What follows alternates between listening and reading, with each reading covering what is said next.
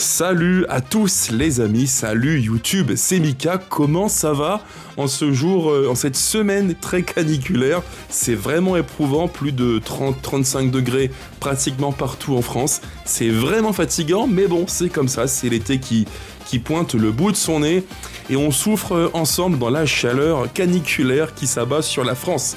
Bref, alors aujourd'hui les amis, comme vous le savez, on a eu un communiqué d'Eagle Football Group sur les coups de 16h15 qui officialise enfin, me direz-vous, la vente de l'Olympique lyonnais à une certaine Michelle Kang. Ah bah ouais, pas de surprise, c'est Michelle Kang qui va donc reprendre le club. C'est pas la news du siècle entre nous, ça fait un bout de temps que tous ceux qui ont suivi de près le dossier savent très bien quelle était la candidate la plus privilégiée pour la reprise du club. Je parle bien de reprise et pas de vente, pour être très précis sur les termes. Alors, le petit truc qui m'a un petit peu étonné, c'est qu'elle soit dans la reprise toute seule et pas accompagnée pour l'instant. C'est le tour de chauffe numéro 1, le round numéro 1. Est-ce qu'il y aura un tour numéro 2? Je pense que oui, avec qui on verra bien, mais en tout cas, à l'instant T, round numéro 1, Michelle Kang va donc acquérir l'Olympique lyonnais.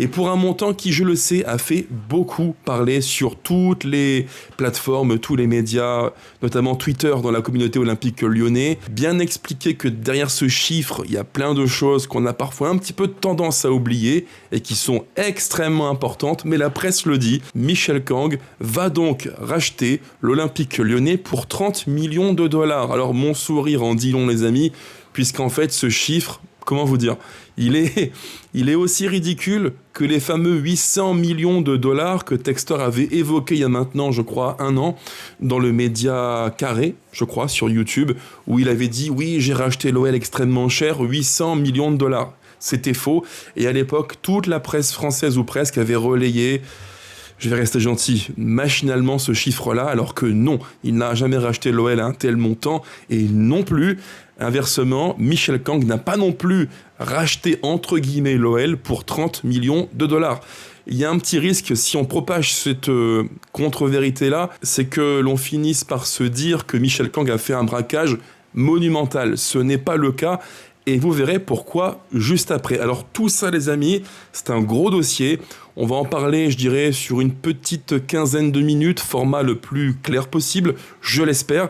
Et si vous avez tout compris à la fin de la vidéo, restez bien jusqu'à la fin, mettez-moi un gros oui en majuscule dans l'espace commentaire. Avant de commencer, les gones et les fenotes, n'oubliez pas, pensez au petit pouce, c'est gratuit, ça ne coûte rien, là maintenant, et ça me permet de faire grandir très vite la chaîne. Pensez aussi à commenter, à vous abonner, c'est très important aussi pour ne rien manquer des différents contenus foot, mercato, tactique, économie sur l'OL, sur votre Olympique lyonnais.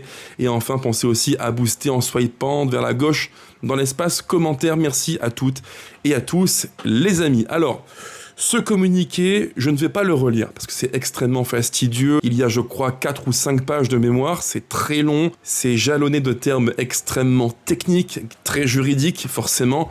Donc tout ça, on met de côté. Je vous livre mon travail de synthèse que j'ai tenté de réaliser pour vous depuis 16 heures. C'est un gros travail, je vous le concède. Alors qu'est-ce qu'il faut comprendre? À mon avis, pour bien saisir ce qu'il se passe, il faut revenir au point de départ. Quelques mois en arrière, précisément le 12 décembre 2025, à cette époque, le fonds américain Ares Management, qui avait prêté, rappelez-vous aussi, énormément d'argent à Eagle Bidco dans le cadre du rachat de l'Olympique lyonnais, Ares Management sent que le navire Eagle commence un petit peu à tanguer sévèrement, dangereusement comme vous l'avez vu, malheureusement au fil des mois. Ares réalise alors un coup de maître, c'est clairement le cas, puisqu'il décide de nantir, en des termes très simples. Que veut dire nantir? C'est l'action consistant à gager quelque chose. On met en gage un actif pour se couvrir face à un risque. Et ici, Ares Management a gagé sa créance directement sur les actifs et le bilan de l'OL SASU, la structure olympique lyonnais pour faire simple. Pour vulgariser les amis, imaginez-vous un truc que vous allez tous comprendre. Imaginez que vous prêtez de l'argent au propriétaire d'une maison et vous vous rendez compte au fil du temps qu'il ne peut plus rembourser. C'est la catastrophe évidemment. Eh bien vous signez un papier, littéralement, qui bloque la maison elle-même pour vous rembourser directement. C'est exactement ce qu'a mis en place Ares Management en des mots très simples. Sauf que, en faisant ça, Ares a littéralement neutralisé John Textor et a également littéralement asphyxié Eagle Bitco. C'est très très machiavélique. On est sur des processus, des montages financiers, juridico-financiers très pointus, avec des batteries d'avocats, de juristes tellement forts dans leur domaine. Tout était ciselé, encadré, millimétré, et Ares a déroulé un plan méthodique jusqu'à étouffer John Textor, Eagle Bitco, et conduire à une solution inévitable, la mise sous tutelle, l'administration judiciaire par le cabinet Cork Gully, qui depuis quelques mois avait la mission de liquider Eagle Bitco et donc de revendre les actifs clubs, parmi lesquels Botafogo, Molenbeek et surtout, ce qui intéresse le plus à la fois vous et moi, notre cher Olympique lyonnais. Et ce coup de génie, c'est le terme, coup de génie de la part d'Ares Management, il a permis d'isoler l'Olympique lyonnais, de protéger en fait notre club, l'OL, du naufrage collectif qu'on a tous vu très vite arriver dans Eagle. Et ça, c'est peut-être, je dirais, le collatéral, la conséquence la plus positive de ce mécanisme mis en place par Ares. Et de préparer aussi, évidemment, le terrain pour installer de manière attractive à la table des négociations différents investisseurs qui pourraient s'intéresser à notre club. Là encore, point positif. Et c'est là que Madame Michèle Kang entre en scène. La reine Michèle Kang arrive et il faut, dissiper, je pense, une immense illusion d'optique sur le prix réel de l'achat, du rachat, entre guillemets, de l'OL par Michèle Kang. Le communiqué dit que Michèle Kang s'engage à verser 30 millions de dollars pour, entre guillemets, devenir propriétaire à 87% de l'OL. Et dans la foulée, tous les médias ou presque, RMC, l'équipe et tous les médias généralistes, ont repris ce chiffre-là, l'ont placardé en gros titre en disant « L'Olympique lyonnais devient propriété de Michèle Kang contre seulement 30 millions de dollars ». Et là, je me dis, Mika, à la place du grand public, tu te dis mais on est où en fait ? L'Olympique lyonnais, ce grand club français, vaudrait seulement 30 millions de dollars, à peine le prix moyen d'un bon joueur de Ligue 1, d'un très bon joueur de Ligue 1, je dirais plutôt. Mais non, absolument pas. Et là, il y a un biais, une illusion qui est terrible et qu'il faut impérativement débunker, qu'il faut vraiment analyser et remettre en question. Pourquoi ? Parce que 30 millions de dollars, ce n'est pas, j'insiste bien là-dessus, ce n'est pas le prix d'achat réel de l'Olympique lyonnais par Michèle Kang. C'est tout au plus, ce qu'on dirait en économie, une valeur faciale. Autrement dit, on a un prix qui est évoqué, 30 millions de dollars, mais derrière ce prix-là, il y a une valeur réelle qui n'est pas faciale, qui n'est pas apparente, et qui se cache derrière un mécanisme de jeu de dette, de rachat de dette, par Michèle Kang auprès d'Ares Management. En fait, ces 30 millions qu'évoque le communiqué de l'OL et les différents médias sportifs français, à quoi correspondent-ils ? Plus ou moins, si on fait un ratio grosso modo, à la créance que Michèle Kang détenait sur le groupe depuis l'été 2025. Rappelez-vous, il y a maintenant un an, quand l'OL était à ça d'être en Ligue 2, au bord du précipice, quand la DNCG disait que l'OL allait finir en Ligue 2, à l'époque, les différents actionnaires d'Eagle se sont mobilisés, Michèle Kang, Jean-Pierre Comte dans mon souvenir, et aussi Ares Management, pour mettre en place un plan de sauvetage de l'OL. Et dans ce plan de sauvetage, qui en fait était un prêt que Ares a consenti à Eagle Bitco, puis reversé à l'OL pour aider le malade olympique lyonnais, dans ce montage financier, Michèle Kang avait décidé d'abonder au pot à hauteur de 30 millions de dollars. Et comme par hasard, on retrouve ce même montant dans le rachat du club, et elle a tout simplement décidé de transformer sa créance en titre. C'est comme si, les amis, vous alliez à la banque et que vous disiez au banquier « Monsieur le banquier, mon ami Jean-Pierre me doit 30 millions, mais il n'a pas les moyens de me les payer. Alors on fait un truc très simple, monsieur le banquier, convertissez-moi les 30 millions d'euros de dette qu'il me doit en actions, en titres.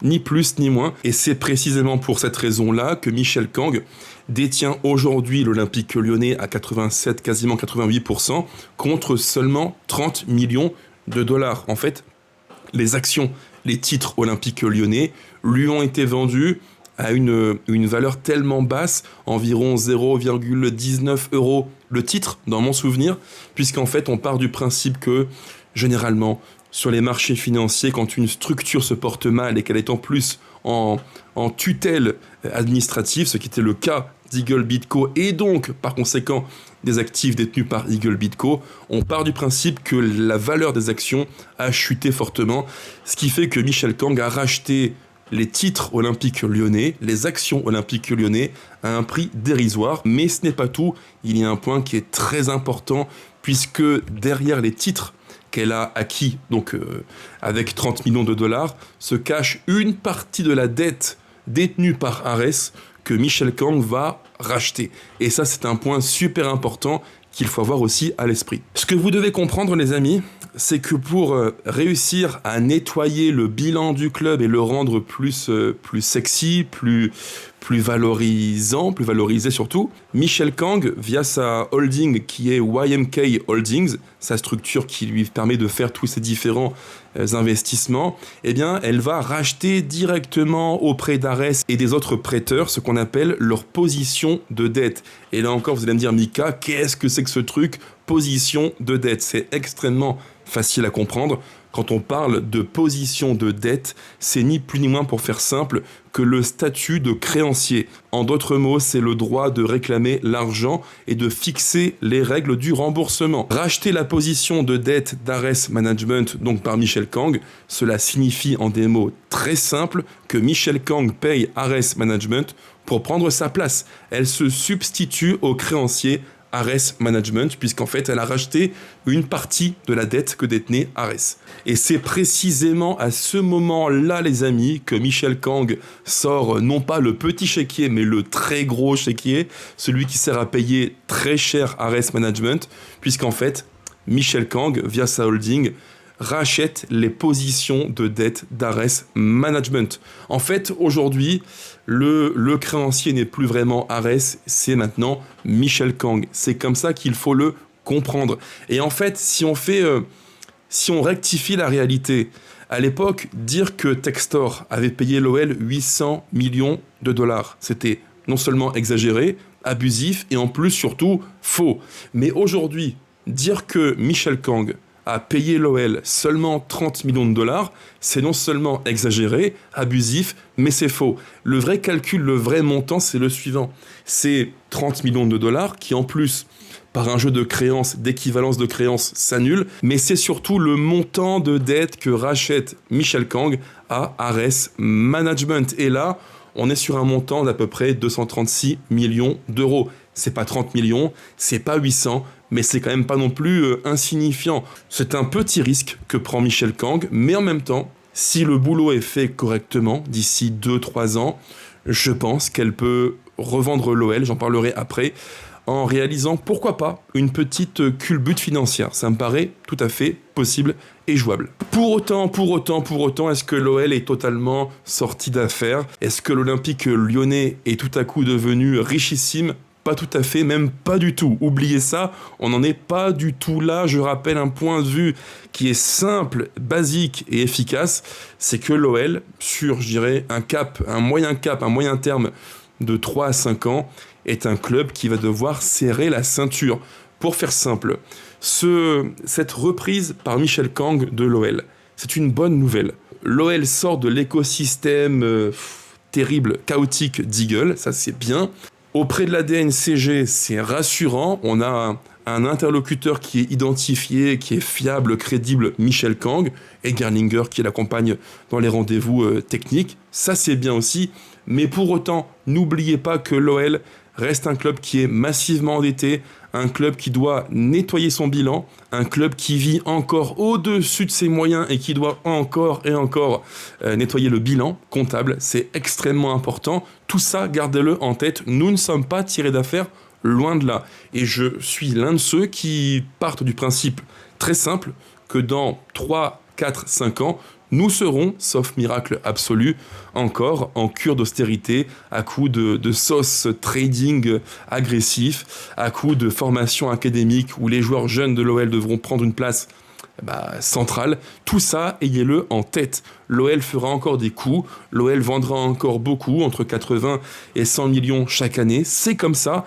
nous ne sommes pas devenus plus riches aujourd'hui que nous ne l'étions hier. Au mieux du mieux, nous sommes moins endettés, et ça c'est un point qui est positif dans l'optique d'une restructuration et d'un point de vue plus global sur l'état financier du club qui, il faut le dire, s'améliore depuis maintenant 1 an, depuis que Michel Kang et ses équipes ont repris la main sur le club. Et d'ailleurs, j'y pense, là c'est un point que peu de monde a relevé et qui est tellement important. Figurez-vous que si dans 2, 3, 4, 5 ans, 10 ans, peu importe, Michel Kang revend l'OL et qu'elle génère une plus-value, ce qui peut se produire, c'est pas impossible, loin de là, eh bien Ares Management a négocié dans le contrat, dans les petites lignes, un pourcentage sur les fruits de la vente. On est vraiment sur un deal qui est très particulier, et je prends là encore une petite take, un point de vue qui n'engage que moi, je n'ai pas d'informations là-dessus, mais je pense sincèrement que si Ares a négocié une clause sur la vente à l'avenir du club, je pense que c'est lié en grande partie au fait que Michel Kang s'engage à être présente pour peut-être 2-3 ans, et après, on revend. Et on revend à qui, comment? Est-ce qu'elle va intégrer de nouveaux investisseurs et partenaires dans les prochains mois? C'est possible, mais je pense qu'en fait, elle est là pour une mission de restructuration, valoriser le club, parce qu'il y a une marge de progression qui existe, elle est devant nous, elle est réelle. L'OL, c'est un club qui peut être valorisé bien plus qu'il ne l'est aujourd'hui, et je pense que si elle y parvient, elle voudra certainement revendre le club assez rapidement. Là encore, on est sur de la prévision, de la projection.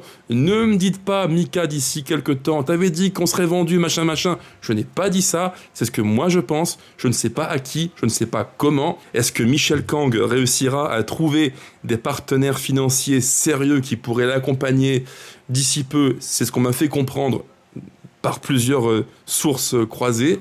On verra bien, je n'en sais rien de plus à l'instant T. Et tout ce que je vous dis là, c'est, je pense, corroboré par une petite ligne qui, là encore, compte beaucoup dans le communiqué d'Eagle Football Group, puisqu'en fait, on nous dit que Michel Kang s'est engagé à financer à hauteur de 71 millions d'euros sur les 2 prochaines saisons l'Olympique lyonnais. Ça veut dire quoi? Ça ne veut pas dire, en tout cas, surtout que l'OL va avoir du cash en plus pour un mercato de folie, pour prendre des joueurs qui valent 20-25 millions. Pas du tout, ça, on oublie directement, les amis. Ça veut dire un truc très simple, c'est que sur 2 ans, année 1, 31 millions, année 2, 40 millions, Michel Kang s'engage à couvrir les dépenses, les charges de fonctionnement de l'OL afin d'être serein dans les différents exercices comptables. Ça veut dire ça. En fait, Michel Kang, elle a dit « Ok, je suis là, en backup, je soutiens le club s'il y a un besoin de cash pour payer les différentes charges afférentes au monde du foot. » Ça veut dire ça. Donc tout ce qui est facture, électricité, charges sociales patronales, les salaires, bref, tout ce qui va, la bouffe à la cantine, tout ça, ce sont des dépenses qu'elle s'engage à couvrir en cas de besoin. Sur 2 ans, je le rappelle, donc voilà, dans mon esprit un petit peu cartésien, je me dis que tous ces éléments bout à bout, le rachat de dettes, l'investissement de quelques dizaines de millions d'euros sur 2 ans, l'arrivée potentielle de partenaires financiers, tout ça mis bout à bout, ça fait un cocktail savoureux qui me fait croire que Michel Kang vendra le club d'ici un cycle court de 2, 3, 4 ans. Voilà, c'est ce que je pense. Et surtout, l'Olympique lyonnais coupe définitivement les ponts avec Eagle. Retour à l'OL Group. Et ouais, enfin, après 4 ans de souffrance, terminé. Eagle, c'est du passé. Textor, c'est presque terminé. Je dis presque parce qu'en fait, malgré tout, il faut rester prudent. On n'est pas à l'abri d'un énième sursaut de Mister Textor qui peut prendre la parole et dézinguer Michel Kang. Je pense qu'il va le faire, c'est même sûr et certain.